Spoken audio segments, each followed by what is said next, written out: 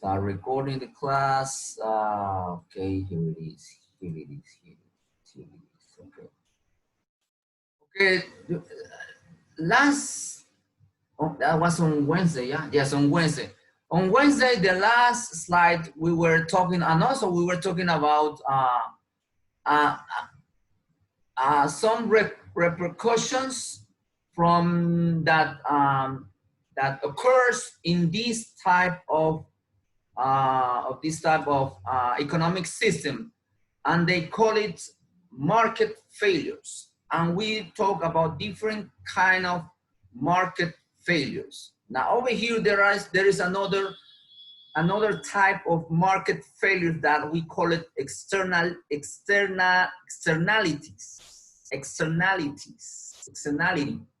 Okay, this is another result of failure from this type of, and because of this the government needs to be involved, okay, in order to try a solution for this effect of this market failure. It's another type of market failure, of course, when economic transaction causes externalities. An externality is a side effect of a transaction that affects someone other than the producer or buyer.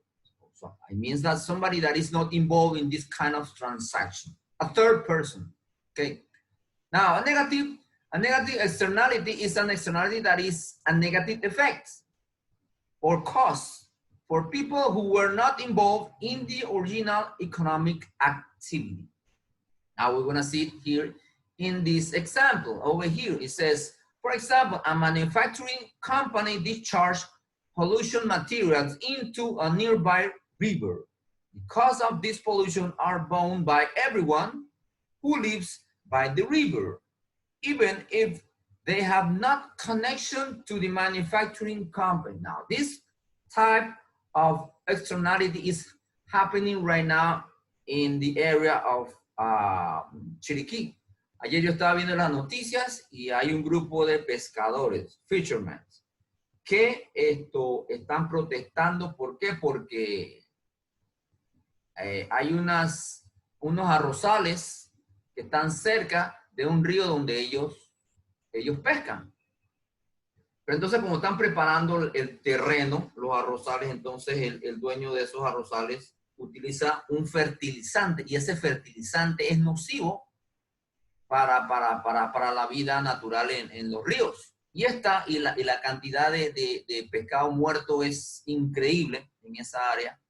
Y nadie dice nada. Por supuesto, estas personas que viven de eso se están quejando y están tratando de que las autoridades tomen conciencia y hagan algo, pues, porque este señor y el dueño de estos arrozales está dañando la fauna natural y por ende el sustento de ellos. Así que, so this is one cause of a negative externalities. Okay.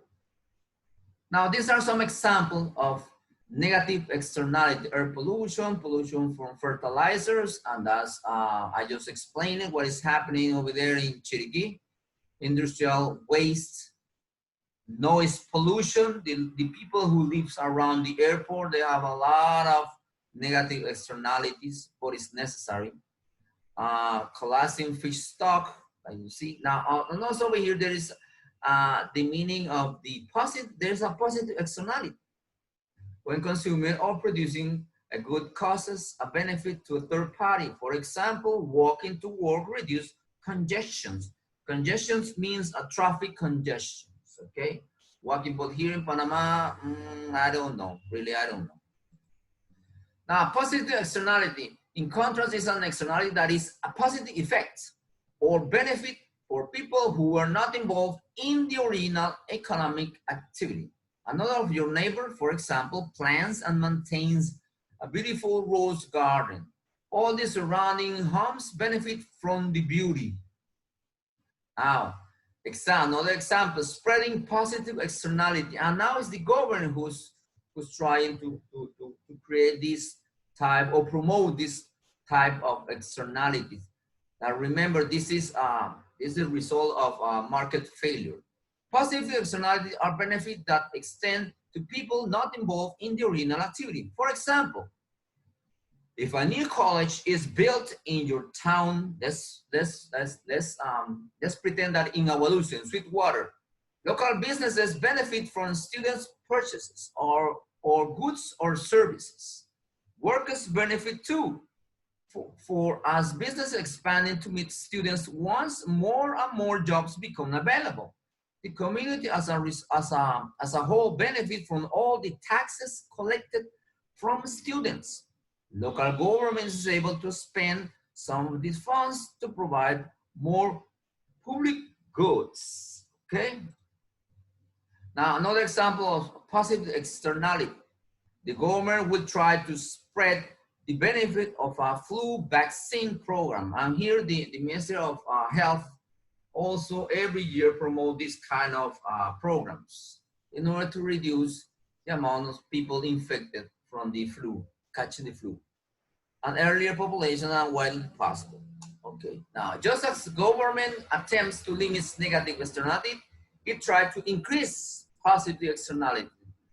One way government does this is through subsidies, the famosos subsidies. Subsidies is a government payment that has covered the cost of an economic activity that is considered to be in the public interest. Over here, there are some examples of subsidies.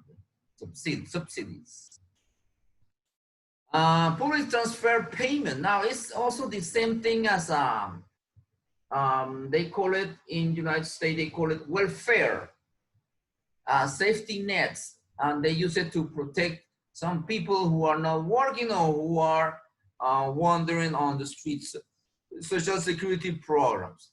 This section talks about this, and over here shows how they distribute the amount of money in these different type of programs that benefits and is the result of positive externality due to the market failure. Okay.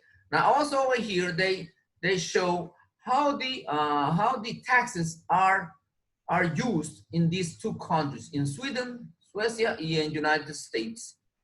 From the whole income, they use 28% of the whole income tax is used to promote these different programs in the community, in the country. Now, while in the United States it's less, they use it like 10% less, not only 90%. And I think they're trying to increase the amount of tax that they collect from the income you earn from your job, okay? Now over here, remember you need to complete these 5 questions that I'm gonna be asking for them next trimester. And remember, this is gonna be test number 1 for your next trimester. Now I wanna show you a video that explain the externalities. Okay, over here it says negative externality. I wanna watch this one because I didn't have time to watch. Let's watch this one first. Voluntary exchange will only take place if both parties perceive that they're better off. Sometimes these exchanges result in spillovers. We call these spillovers externalities. If the spillover is beneficial, we call these positive externalities. If they're costly, we call them negative externalities. Let's talk about negative externalities for a minute. Imagine being a corn farmer and growing corn. What are the private costs that you face that help you determine how many ears of corn to grow? Things like fuel, seed, fertilizer. These are your private costs. But it turns out that every spring and summer, when you lay down the fertilizer, some of this flows into the stream nearby and flows into a lake downstream, oftentimes resulting in large fish kills.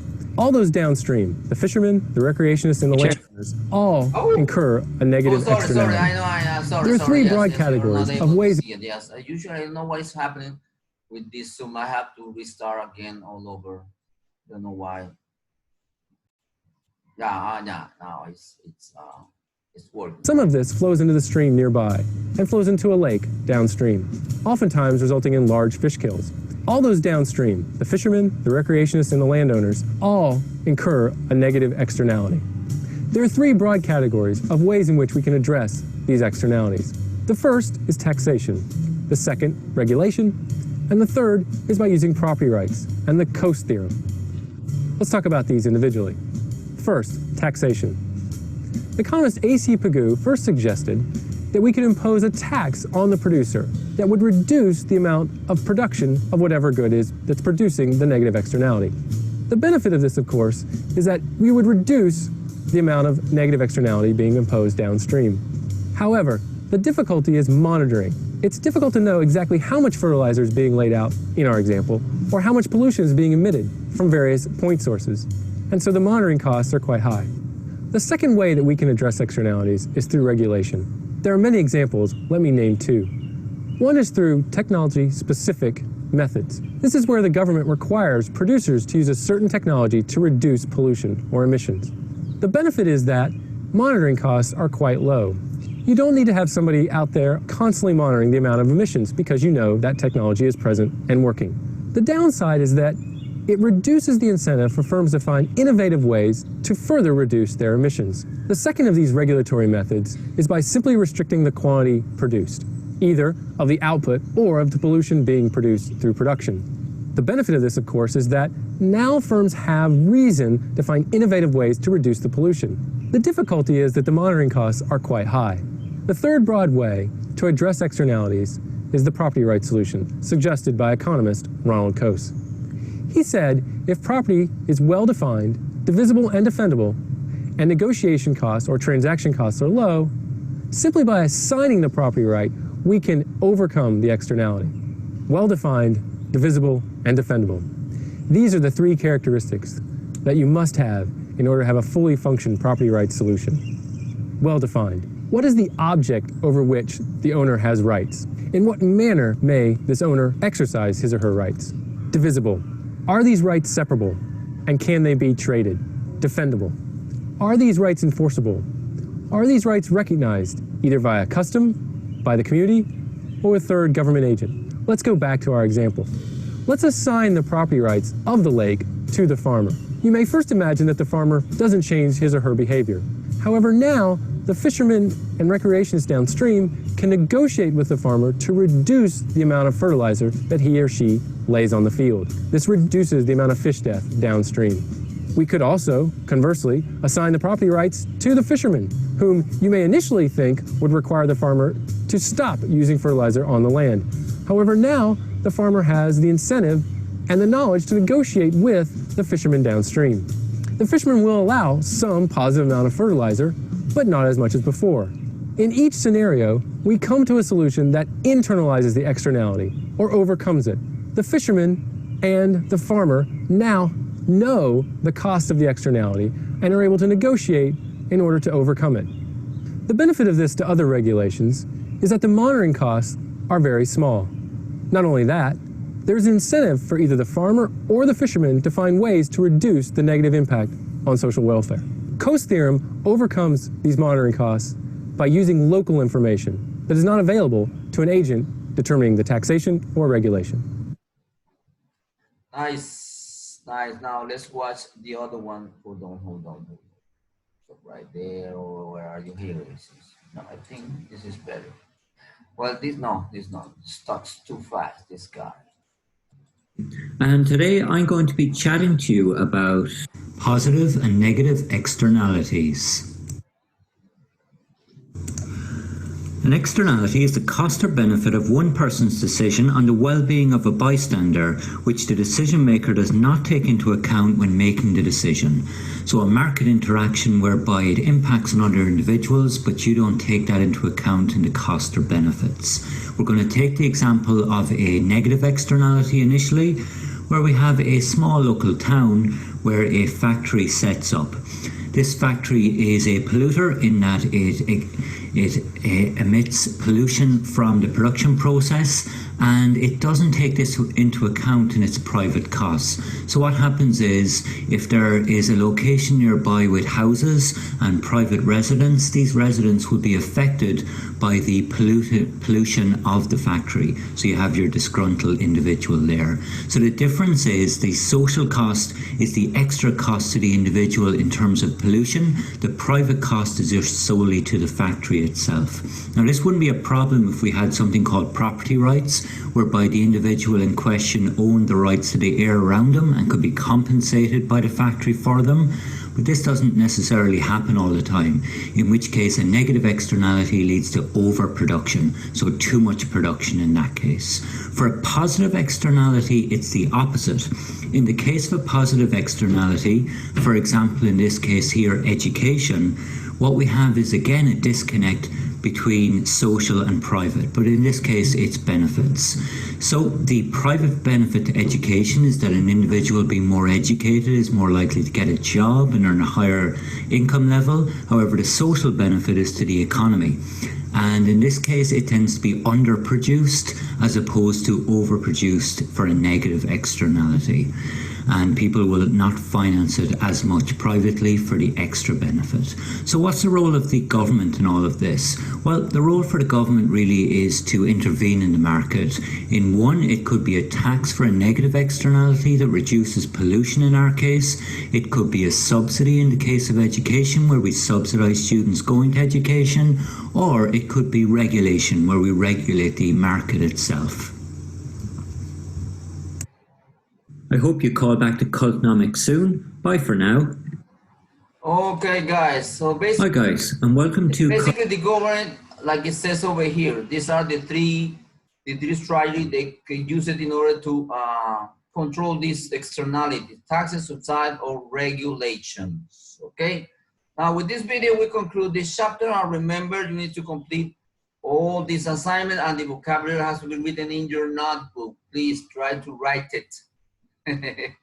Not type it, write it. I think that way you learn something while you are writing in your notebook, guys. Okay.